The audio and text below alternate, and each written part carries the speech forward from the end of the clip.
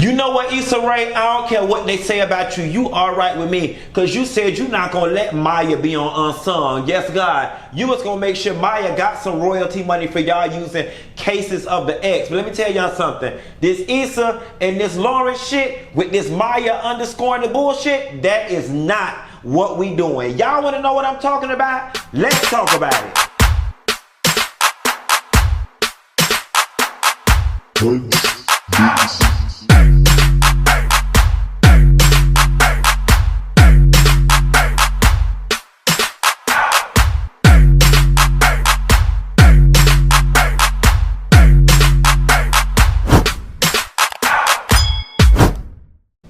Nessa girl, did you get into this last episode of Insecure? It's after midnight and she's all alone, saying come over cause it I don't butcher the hell out them lyrics, but that's alright because Maya butchered the hell out her career, and Issa Rae gonna help her revive it and make sure she doesn't appear on the next episode of TV One's Unsung. Maya, what really happened?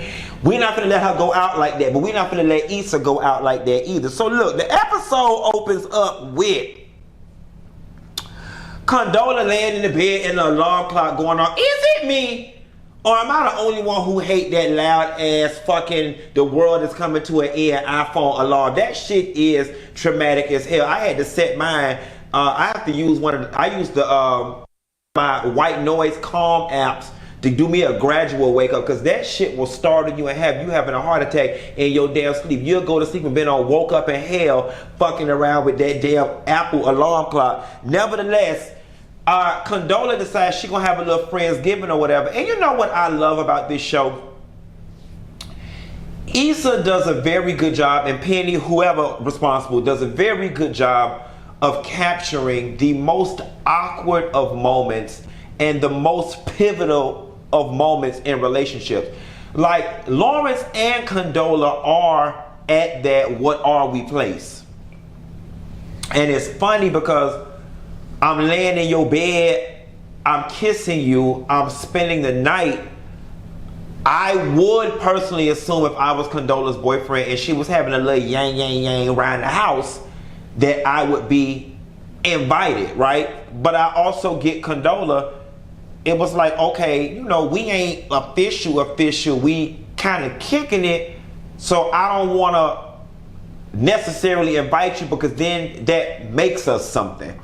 And that's the truth. When you bring somebody to your most intimate friend circle, that makes y'all something. I don't know what that something is, but it's an admission to the world that we are headed somewhere. And I guess they had not had the conversation.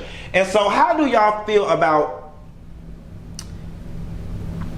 did Lawrence invite himself or was it a passive invite? The shit made me so awkward, I just wanted the scene to change. Y'all drop down in the comments and let's talk about that one. Lawrence, though, was opening up. Oh, hold on, let me back up. When Condola mentioned the Friendsgiving, in my mind, I was like, oh shit, here is the setup for the bullshit, because I assumed that she was going to invite Issa to her party. And then Lawrence was going to be there. Lo and behold, they end up colliding somewhere else. But that's what I thought immediately. Was I the only one? Lawrence was also in that scene in the mirror prepping for this talk he was going to have in an effort to get a promotion. Then he get down to the job house and go meet with the bigwigs, or tried to meet with the bigwigs. And Secretary Fish said they had to reschedule because we got some more shit going on. Lo and behold, one of the investors pull out, and Lawrence once again finds himself in a place of career stagnation. And then I loved what he said, because this was the story of my life for so long. And it's slightly, I ain't gonna put that on me right now, but this is the story of so many 30-somethings lives, which is, you know, one piece is always missing. So at the point at which he had Issa, the love and relationship piece was straight, but then the job piece was missing. Now you get the jobs and the finances straight, the love piece is missing. And so, you know, I mean, the job, Now you get the love. Oh shit, y'all get what the fuck I'm trying to say. I'm too busy thinking about my own self when I said the love piece is missing. Cause what the fuck going on around here is I don't got my career and my finances together after working on my damn self. Now I'm looking for a little piece of man to build with, and he ain't nowhere to be found. He ain't never around. Nowhere to be found. I'm trying to be in love under new management. The close sign on my door, I've been towing down. I'm looking for a new world of happiness to turn me completely around. Listen, I am looking for a manager over here. I'm in love under new management.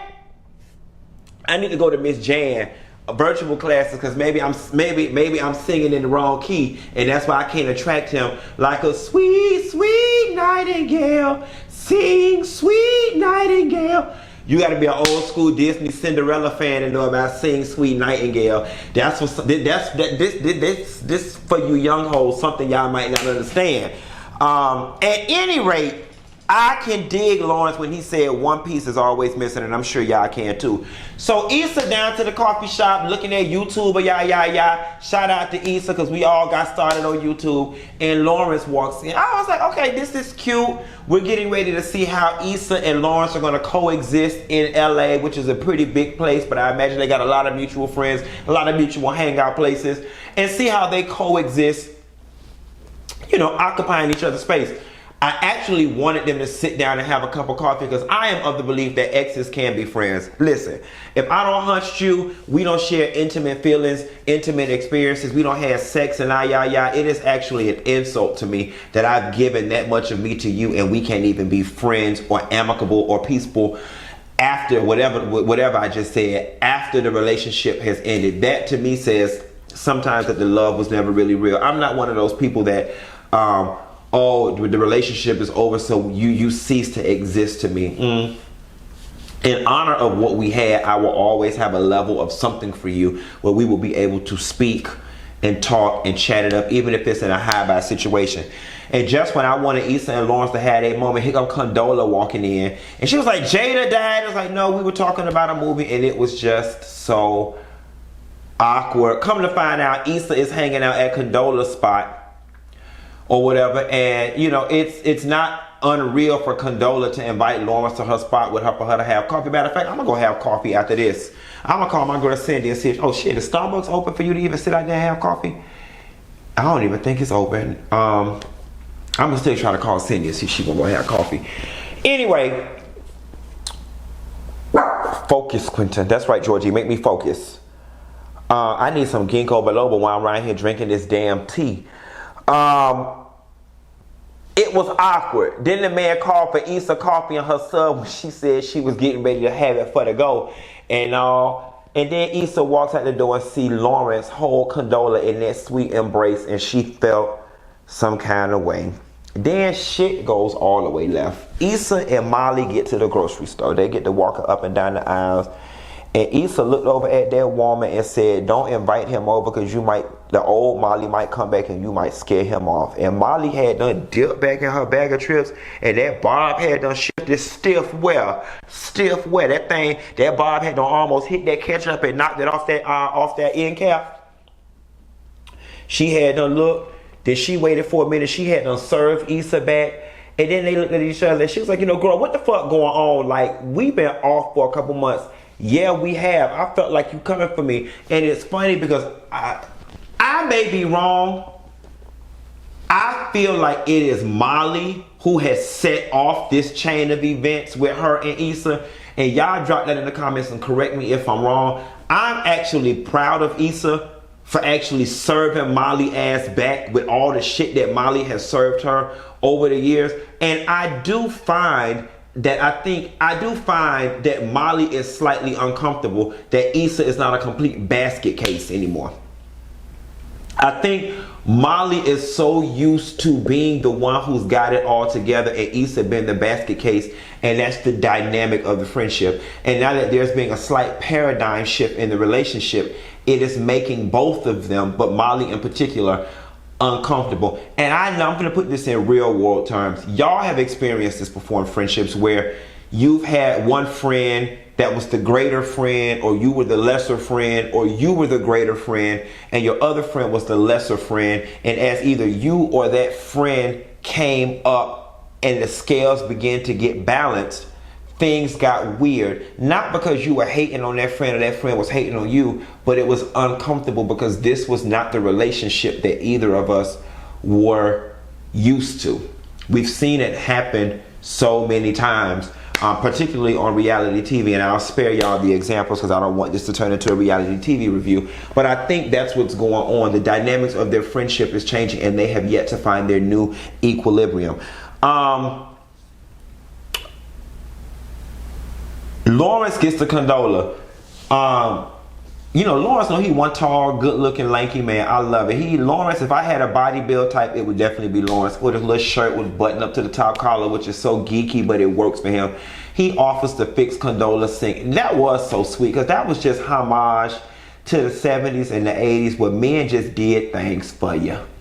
They came to your house, and if they saw that your water hose was leaking, before they even knocked on the door, you end up opening the door because you hear somebody out there making noise, and the man was out there getting your water hose together, hanging it back up on the hook. The man walk in and say, "Hey baby, how you doing? Give me your car key."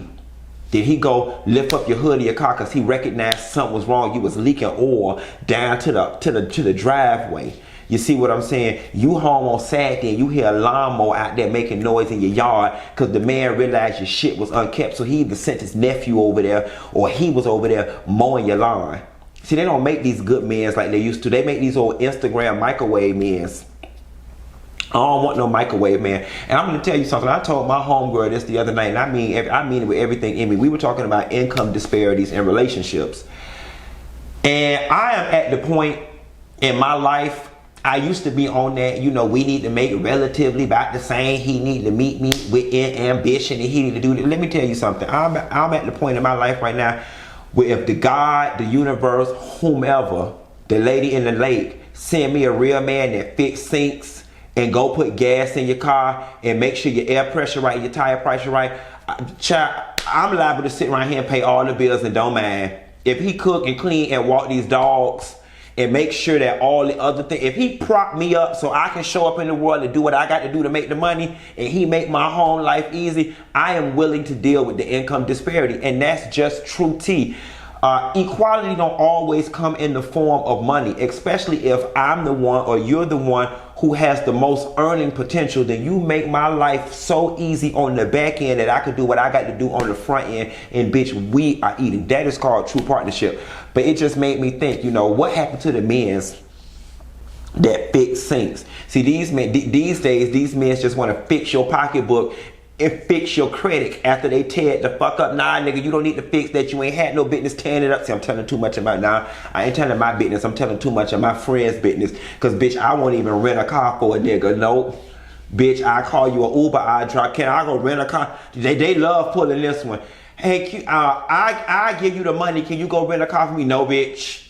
Because if you tell them people shit, bitch, it's in my name. Or if you get missing and them people shit, they issuing a warrant for my arrest. No, bitch. I can't rent you no damn car. That's one of the most disrespectful things you could ever ask somebody. You be better off asking me, can I sign for a washing machine for you? At least I know that shit gonna stand still. Where the fuck is that? But a car? No, ma'am. Focus, Quentin. Focus. Molly get to her family house and get to acting with her daddy. Acting up. I'm sitting here like, girl, mind your goddamn business. How you mad about some shit that happened 30 years ago that you didn't even know about? Like, that's the thing. We have to start. Emotions are not rational. And H-Town told us, emotions make you cry sometime. All right, all right, all right. Emotions aren't rational. And I find myself in my older years having better control of my emotions and learning to apply logic to them. How you gonna get mad about some shit you didn't even know about? That didn't even really involve you. You retroactively got mad because you built fairy tales in the sky about what your daddy was and who he was. And I love how your brother checked your ass in the end scene, and we're gonna talk about it. But when Molly got to the house acting funny with that man, I was like, girl, like honestly and truthfully, and I don't condone violence, but I just want like Tiffany to have, no, I want Kelly to whoop Molly ass. I just want somebody to pop Molly ass one damn, she is so difficult to get along with and so difficult to love. It's like, girl, you got all these unrealistic expectations of people and your shit stank. You got the most fucked up, frowsy ass attitude and outlook on life, and you think because you got your little Lisa Audi or whatever, the little CarMax base model ass used to be on lease Audi, and you got your little piece of law degree that you something. Girl, you ain't nothing but common. And I'm not finna take this type of talk from no second-rate diva who can't sustain. Tell me where that came from, bitch. If you a bad bitch, you'll tell me where that came from. Nevertheless, Molly, we don't see it for you in that stinking ass attitude. And you just stank all over. You stank with your man, you stank with your friends, and you stank with your family. Bitch, is you ever happy? Like, it sounds like you is addicted to pain and strife and chaos and confusion and emotional turmoil. Get yourself together. Issa and her brothers go walk into the mama house or whatever, and they see an ambulance outside, and they all panic, and then it's Stanley. You know, y'all some shitty ass stepkids. The fact that y'all don't feel no kind of empathy or sympathy for y'all step parent. But I guess that's what happened when your mama remarried after you be over the age of 16 or whatever. Bitch, that ain't my dad. That ain't my stepdaddy. That's my mama husband. Everybody got somebody in there like, that ain't my stepdaddy. That's my mama husband. Oh, okay? And that is two things. It's your stepdaddy if he came into your life. I really think 13, 12 is the cutoff.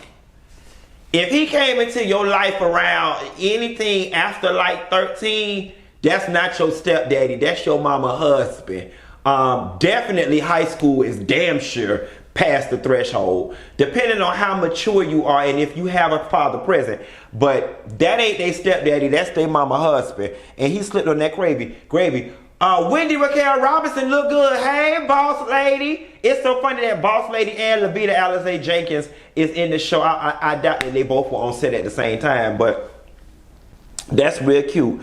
So Condola get over there. Condola's friends come over and they to the scene with Lawrence and the lesbian friend are talking about they both been in computer careers, and Lawrence mentioned what company he worked for, and lesbian fish mentioned what company she worked for, and she said, oh, aren't y'all going through transition over there? And then Lawrence gets in his insecure bag, and he's like, yeah, but my job's secure, I got some things in the make. First of all, you tell it on yourself. Nobody asked you that, and you could tell it struck a nerve because his ass was unemployed for so damn long that it's like, ooh, job security really gets his blood boiling or whatever the case may be. And you could tell lesbian fish was like, child, when I'm playing in your cooch on the car ride home, I tell you what the fuck really going on over there, that nickel line or whatever, because she had done got the tea. The tech community is real small. She had done got the tea that y'all ain't got no money and y'all getting ready to go belly up before Corona even hit. This shit a whole year before Corona.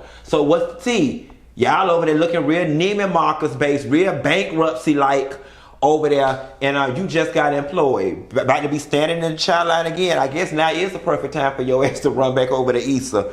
Who can I run to when I need funds? Sweet funds. Molly talking to the mama about Andrew. I love that mama. She played on Lost. She played on a whole lot of other things too. She played on Sabrina as the grandma who had the cunning. I love that lady. I don't even know her name, but I love her. She does really. I just love everything about her. She gives me, she's getting all the roles Loretta Devine used to get, because Loretta Devine don't kind of, put on a little weight, and she up in her 70s now, I believe. Nevertheless, she talking to her mama about Andrew, and I was expecting her to say, bitch, you ain't finna bring no General Tso's chicken up in our house. You ain't finna bring no lo mein noodles up in here. But she was like, okay. And gave it to the brother. I love that the mama is in favor of Molly being with the Asian man. I love it. I love it. I love it. I love it. I have no problem whatsoever with interracial dating when you are just straight across the board. I have an issue with it when you prefer something outside of your race above your race. But if you date across the board, I love it. I love the dynamic between Molly and Andrew. And she opened my eyes to dating me an Asian. If I could find me a crazy rich Asian, or a Asian who daddy named Mr. Kim, and he about 80 years old, and he finna leave Beijing Cafe to him, and it could be hours, then bitch, I'm down with the special fried rice. Hold the egg. It was funny as hell when she was in support of Molly but shaded the brothers, and they dates was sitting over there on the damn sofa. Ain't that how it go? Why the boys always bring the raggediest ass girls over to somebody mama house? Let me tell you something, ladies out there that's listening to my thing. Ask yourself, which girl am I? Am I the girl that when the mama in the kitchen, she like this? Or she like this when she in the kitchen? You gotta ask yourself and be real with yourself. Be real with yourself. You have to know yourself and know which bitch you is in the mama life. If the sisters and stuff don't engage with you, you probably the girl in the kitchen that the mama be like this.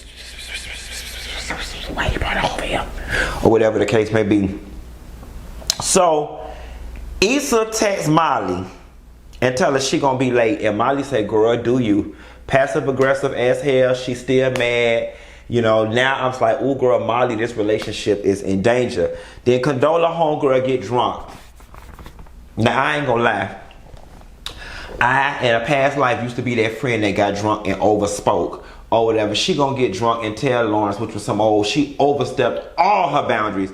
Talking about, oh my God, you are so good for Condola. She just went through such a bad breakup, and I told her she needed to get out and do something casual. Oh my God, and it didn't make it any better that Condola was sitting there talking about how she did not want to get married, and Lawrence was taken aback. And do I think Condola doesn't want to ever get married ever again? No, I think Condola is coming off the heels of a relationship and a divorce that was just so tumultuous and heartbreaking that right now her mind is still caught up in the trauma of it all, not the rapture.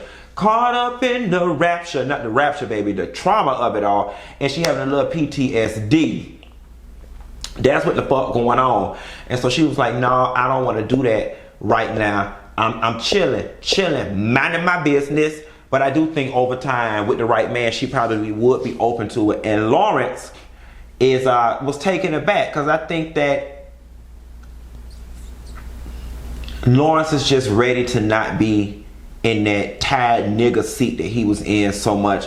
And the world tells us at this age, you're supposed to be mid to senior level career, getting married, buying a house, driving a luxury vehicle on baby 1.5. And I think Lawrence is caught up in the hype of wanting to do all of that. So he was taken aback when Condola was like, hell no, I don't want to plan no wedding, yet alone, yada, yada, yada, yada. Y'all get my drift. Hang if you can hang.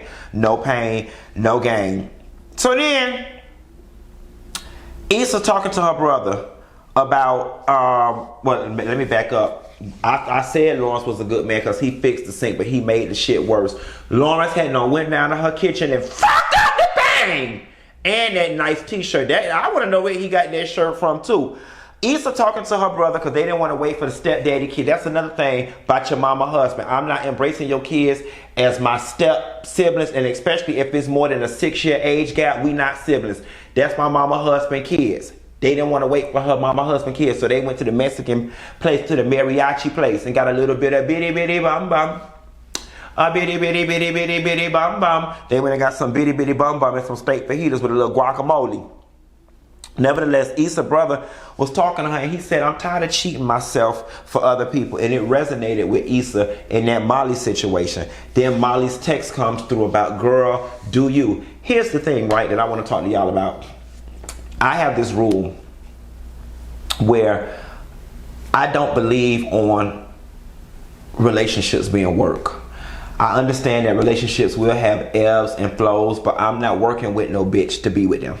That's a friend, that's a lover, and a secretary. I don't give a fuck how many days of the week you work. It's supposed to come natural. This should not be work. I should not have to consciously think about how to move when I'm in your existence. It's already enough work showing up in the world on a daily basis, just being ourselves, paying bills, working, trying to make ends meet. That's enough work. Then for me, that being something optional, a relationship, I don't give a goddamn if it's your family member. That is some optional shit when you're an adult. It is optional. I am not about to be in some optional, voluntary shit that is bringing in more work on my plate. I just don't believe in that. Maybe I'm a flawed individual. Same thing that goes for me with relationships. I will never walk down no altar and tell no bitch until death do us part. My vows are being amended to say I will be with you and faithful to you as long as this shit is working. And when it stopped working, your ass got to go. And that's just true tea. I'm not working to be with you. Obviously, the shit ain't working. It ain't working for a reason. We are no longer compatible. Time to move on. That's just the way I believe things should be. I've got friendships like that over the years. I realize you try to work on them just for them to end up ending anyway. There has been some sort of shift in our being, the way we show up in the world, the way we believe, our value system, and we are no longer compatible. We've outgrown one another, and I really do think that is what Issa and Molly is going through. I think fundamentally they are two different people with two different outlooks that no longer align with one another, and that is okay. I think there's something poetic and beautiful when two people can sit down, look one another in their eye and say, I love you so much to let you go. I love you enough to end this beautifully. It ended in such a way that you forever remain special. Like, I think that takes a level of maturity, sophistication, and emotional enlightenment to be able to part ways that way. Same for divorce, and I think that's what Molly and Issa are getting ready to prep themselves for, a divorce. Issa then sits down with her brother and says, I do feel a slight way about Condola. And I know, ladies, a lot of y'all can relate to this. And I think this is how Kia would feel on Love and Marriage Huntsville about Maurice. She was like, I was with him when he was nothing. And now she is reaping all of the benefits of my hard work and my sacrifice, which is true. That is why love is a gamble. Love is a gamble. I want to take with you. I want to win, girl. So let me know what's on your mind. I'm curious. Curiosity killed the cat. And satisfaction did not bring her back. Because, bitch, nobody's ever satisfied when you gamble with love. Love is a gamble. You heard what they said. It does suck. Because Condola is reaping the benefits. And that's what happens when you invest in potential. Love is a gamble. I'm not a big fan of investing in potential, particularly at our age, or particularly when one of our potential has been realized and the other hasn't. We in college, we in our early 20s. Yes, both of us are potentialified. But at this age, I'm 36. I'll be 37 in August. At this age, I'm damn sure not investing in potential. I'll invest in ambition. But I ain't invested in no goddamn potential. And that's just true tickets. You got potential to run me broke and run me to the poorhouse. Not doing it. Not today, bitch. And not with my goddamn money.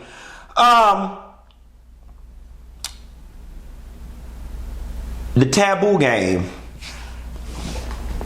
They started to split up teams for Taboo, and Molly brother tell her to go be on the daddy team, and she get to acting funny with her funky ass attitude, and the brother called her in the kitchen to check her ass real proper. Like, she was like, you keep focusing on the negative side. And this opened up something about Molly's personality.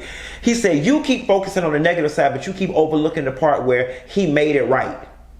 Like, he acknowledged what he did and he made it right. And basically he said, if mom's not complaining and she's okay with it, you should be too. And I do like the fact that he was able to break through to Molly. She was like, daddy is a regular ass nigga like the rest of these niggas out here. He fucked up, but he made it right. And I think that that was something that Molly was able to take and apply not only to her father, but to other men in her life moving forward with Karate Kid as well. Andrew is gonna fuck up, but the point is, what was he willing to do to make it right? We are all human, and I like that when we got towards the end of the episode, Molly was sitting down with her daddy eating that pie. So, Condola and Lawrence get to cleaning up, and he mentions to her, basically, am I just a fuck buddy? Because that's what your homegirl said. And Condola was like, no. And, Lawrence got all in his bag thinking that she didn't have no bullets in her gun to be able to shoot back. Pow, bitch. Am I over my ex-husband? This is not about him. Then Condola had done dipped around in her broke ass sink, man. That broken ass sink is what really made her mad. And she said, if anybody should be worried, it should be me. You ran there with Issa still laughing and caring. What the fuck y'all laughing about, Lawrence? What the fuck y'all laughing about? And then he said, but I'm not with her. She said, but yeah, because she cheated. If she hadn't cheated, would you still be with her? Which I think, Condola, that was a very unfair question. That was a very loaded and unfair question. Because the answer is yes. But the fact that she did cheat it is enough for him to have dead the relationship. It was tense. You know what I'm saying? It was tense, and they both came to the situation with equal baggage and equal enough shit to make the other one question the validity of why they're both there. I really loved it. I loved how the show captured the intricacy of both of their respective situations. So Issa drops the brother off, and he said, you know, you ain't got to do nothing you don't want to do. That, y'all, I've been on that shit now for about the last 4 or 5 years. I don't do nothing I don't want to do. And you should not want me to do nothing I don't want to do, because it's going to make me resent you. I don't go places I don't want to go. And I had to learn to stop telling people, because it was making me the flaky friend. People would invite me places and I would say yeah, because that's what you're supposed to do. Then I would end up not going because I didn't want to go, and it made me look flaky. So I've learned to tell people, hey Q, I'm having a birthday dinner this week at TGI Fridays at 8 o'clock. You want to come? I said, girl, you know what? Probably not. Don't account for me or whatever. But if I do happen to come, it'll be a pleasant surprise. That's the answer I've learned to give people, because I know that I'm one of those very feelings driven person, and schedules make me feel boxed in, and I don't like committing to things. I don't know what I'm gonna feel like on Friday. So I've learned to tell people no and not commit. And I stopped doing shit I don't want to do, because ain't no need in me being at the party with a funky ass attitude, and I don't want to be there bringing down the morale of the party. And that, I got to tell y'all a story one day about a job I had where I got fired because they said I was bringing down the morale of the whole office. Bitch, Whitefish told me I was bringing down the morale of the whole office, not just this department, that department. She said I was bringing down the morale of the whole office. Remind me to tell y'all about that story one day. So then she cancels on Molly, and rightfully so, bitch. I don't want to be over there in the midst of that. And girl, Molly was like, girl, whatever the case may be, you know. So then we get to the point where Molly loosens up and she's sitting there with her dad, you know, working on a relationship, eating the pie, whatever the case may be. Then Lawrence gets home, you know, feeling some way about Condola, starts scrolling through the gram, sees Issa's picture, likes it, and then the little talk bubbles come up and Cases of the Ex comes on. We're not doing this with y'all. I'd rather Issa go back to Daniel before she go back to Lawrence. Now I know we wanted Lawrence back on the show, and they relationship, we were rooting for them like Tyra was rooting for Tiffany. By the way, I went to high school with Tiffany Richardson. We had driver's ed together. Nevertheless, that ain't my help. That ain't what we here for. Y'all, Insecure was really good this season. It is really picking up. God knows episode 3, in my opinion, thus far was the best episode. Last episode was good. The first episode was kind of dry. Anywho, that's what I got. Ain't got no more.